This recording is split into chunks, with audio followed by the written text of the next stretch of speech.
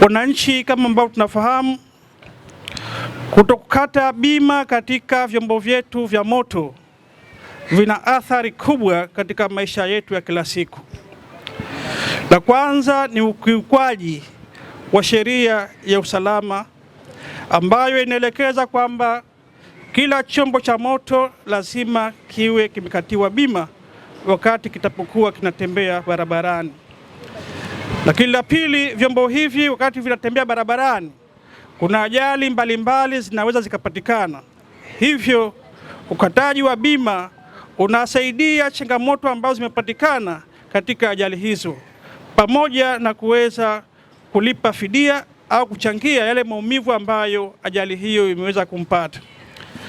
Lakini la tatu, serikali yetu inaweza kukosa mapato. Kama ambavyo mnafahamu, bima ni sehemu moja ya chanzo cha mapato katika serikali yetu kuu, ambayo baadaye serikali hiyo inaturejeshea sisi wenyewe wananchi katika miradi, huduma mbalimbali katika maeneo yetu, kama ambavyo kwa sasa mnayaona tunaweka mawe ya msingi, tunazindua na kufungua miradi yetu mbalimbali. Yote hayo ni sisi wananchi ambao tunachangia kwa kupitia vyanzo mbalimbali ikiwemo na ulipaji wa bima katika vyombo vyetu. Hivyo niwaambie kwamba wamiliki wote wa vyombo vya moto kutokukata bima ni ukiukwaji wa sheria ya usalama barabarani. Wito wangu kwa wananchi wanaomiliki vyombo vya moto ni lazima tuweze kukata bima kabla ya kuweza vyombo hivyo kufanya kazi zake barabarani.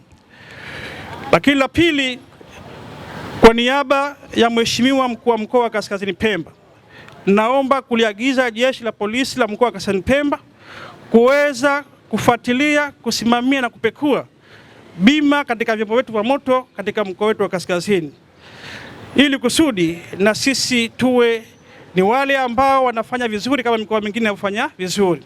Hapa imesema kwamba asilimia karibu 46 ya vyombo ambavyo vifanyika katika mikoa mingine havina bima. Imani yangu ni kwamba sisi katika mkoa wetu huo Kaskazini Pemba watu wengi wanavyo bima, lakini wale ambao hawana bima bila kushurutishwa washuruti wenyewe kukata bima hizo. Hivyo ni kuombeni sana Jeshi la Polisi kwa niaba ya mkuu wa mkoa Kaskazini Pemba tuweze kusimamia kwa umakini mkubwa ukataji wa bima katika vyombo vyetu ambavyo vimo vinatembea barabarani. Na mwisho niwapongeze na niwashukuru sana Mamlaka ya Usimamizi wa Bima kwa mwendelezo wa kazi mzuri ambayo tunaifanya. Na sasa tuseme kwamba nitimisha kusema kwamba kwa niaba ya Mheshimiwa Mkuu wa Mkoa wa Kaskazini Pemba nitamke rasmi kwamba zoezi hili la uzinduzi wa ukaguzi wa vyombo vya moto ambavyo vimekatia bima nimezindua rasmi. Lengo la zoezi hili ni kuhakikisha kuwa vyombo vyote vya moto vinavyotembea barabarani vinakatiwa bima kwa mujibu wa sheria. Pili ni kuhakikisha kwamba wahanga wa ajali za barabarani wanalipwa haki zao wanazostahili pale wanaposababishiwa madhara. Tatu ni kuhakikisha kwamba serikali inapata mapato inayostahili kupata kwa maendeleo ya nchi yetu. Mheshimiwa mgeni rasmi, suala la bima bado halijapewa umuhimu wa kutosha katika jamii zetu, pamoja na kwamba suala la bima ni kitu muhimu sana, kwa sababu kama nilivyotangulia kusema, chombo kikiwa na bima kikisababisha ajali, maana yake mhanga wa ajali atalipwa fidia.